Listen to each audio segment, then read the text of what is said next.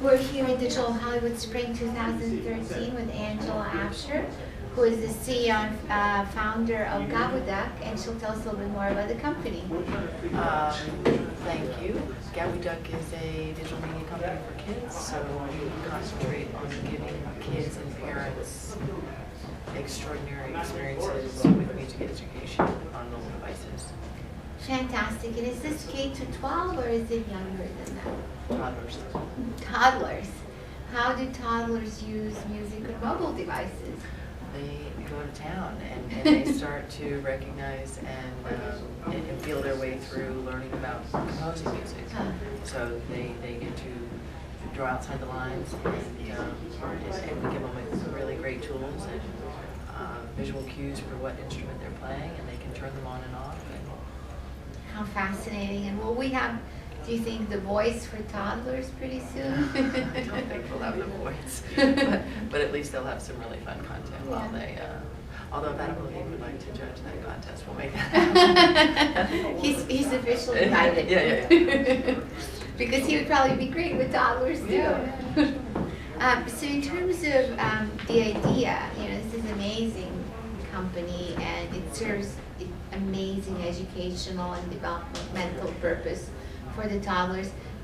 How did you get this idea? When did the spark hit? And then how did you go about actually realizing it? So I come from an intellectual property background, and I was in the slot machine business actually, and my business partner is a sound designer.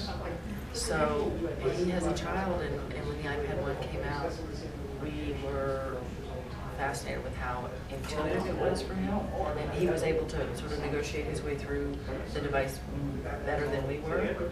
So it literally was a spark. It's funny that you said that because we were at a birthday party, his son's birthday party, and we just had this moment thinking, we can really do great things by putting together everything that I know about user interface and software development and what he knows about sound design, and let's do something really cool.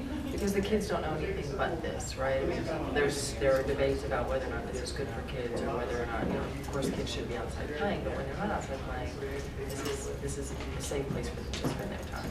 Okay, this is not the first time I heard the kids were actually having an easier time using their iPads than I did when I first got mine. There was a company that does video editing on the fly, online, and on mobile. And it started out as a video editing company that was allowing children in Europe to create films.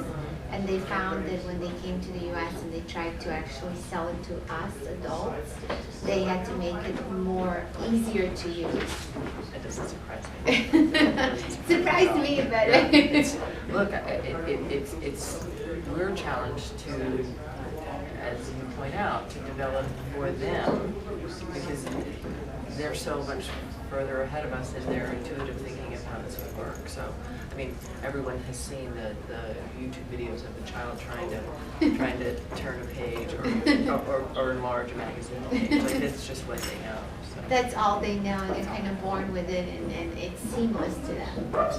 Yeah, well, this is a fantastic company. Thank you. How many kids are using the service? Are you tracking sort of the progress? Oh gosh, we track like crazy. Download numbers are, we're about to launch a really big product in a couple of weeks, so we're hoping for a really good, a really strong following. But we're new and we're growing, so it's really about discovery, right? Really trying to get the word out there. So how is the discovery, it's an application, right? How is the discovery for apps for toddlers? How does one go about it?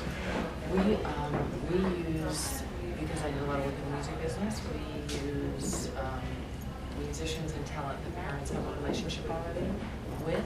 So we've launched a product with Lisa Lowe. We work with artists that have an established brand already. So our brand is the one that's most important. It's most important for the relationship that purchasers, the decision makers, the parent, that they have with with one of the artists or some of the artists that we use inside our product. So we're trying to solve discovery by really relying on relationships with celebrities.